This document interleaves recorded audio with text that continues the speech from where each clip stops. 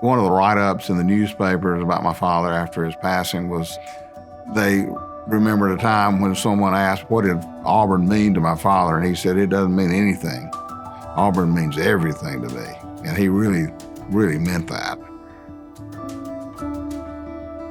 Right after graduation, he moved to Florida, one of the largest companies in the state at that time. Cone Brothers in Tampa hired him as a superintendent over their paving and their asphalt plant operations. But in 1962, my grandfather, who had started his own business by then, it was a small construction company, and my dad being an only child, my grandfather said, you either decide to come back and work with me or I'm going to probably retire and sell the business. He started working with my grandfather and they grew the business. My father and Fob James were good friends from high school. After he was elected governor, he called my father one day and said, hey, I've got all these appointments to make, and one of them's a board of trustee member at Auburn. Do you want to serve? It's from your area. And so my father said, sure, I want to help Auburn any way I can.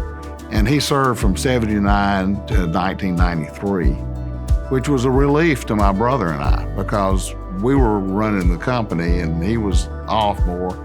But I do remember the day his term ran out. My brother called me and said, hey, you know what today is? MB's last day on the board. And I said, yep. This is the first time we're ever going to work with him full time, so we better be prepared. My father and Mr. Lauder were very close on the board. They fought a lot of fights together. They were very instrumental in moving the Iron Bow from Birmingham, where we played every year, down to Auburn, and it was quite a fight. I do remember being here the day of the first Iron Bowl in Auburn in 1989. There were so many people here. It was just you couldn't walk around. And I remember passing a man from my hometown, Gadsden, who was a huge Alabama fan. He said, this is the most magnificent thing I've ever seen in a college football game. I don't know why anybody would be opposed to it. He also was very involved with the National Asphalt Pavement Association.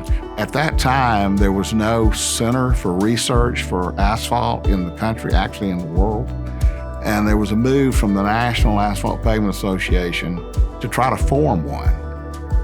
Well, my father being on the Auburn board and a big advocate of our engineering school, he worked very hard to get that moved here, which has been a fantastic sort of a crown jewel for Auburn. There's about $13 million of research done through the NCAT Center every year.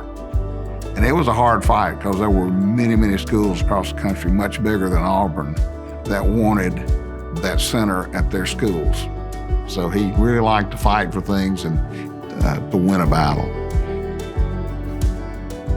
He and my mother provided funds for the Mike and Jay McCartney Brick Plaza, which was on the south side of the stadium. And for many, many years, I was told by so many friends, that was a place they took pictures, family pictures. Auburn football and athletics was extremely important to him. He supported the athletics program financially, emotionally. I don't think when he was on the board of trustees, I don't think he ever missed a ball game. People usually rank things in their lives about what's most important, God, family, business, whatever. Dad's was, God, family, business, and Auburn, and depending on what day of the week it was, is who's in which order. And Auburn, trust me, was always in the top because he just felt Auburn made him the man he was. My father receiving the Lifetime Achievement Award would be the culmination of his life, I would think. He would have loved to have been here on the night of the award. I'm not sure he could have held up emotionally because he was a tough guy. He was raised in tough times.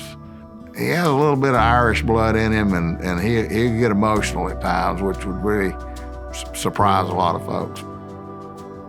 He never expected anything in return for what he did for Auburn. He always did what he did as a payback to Auburn for what it did for him and our family.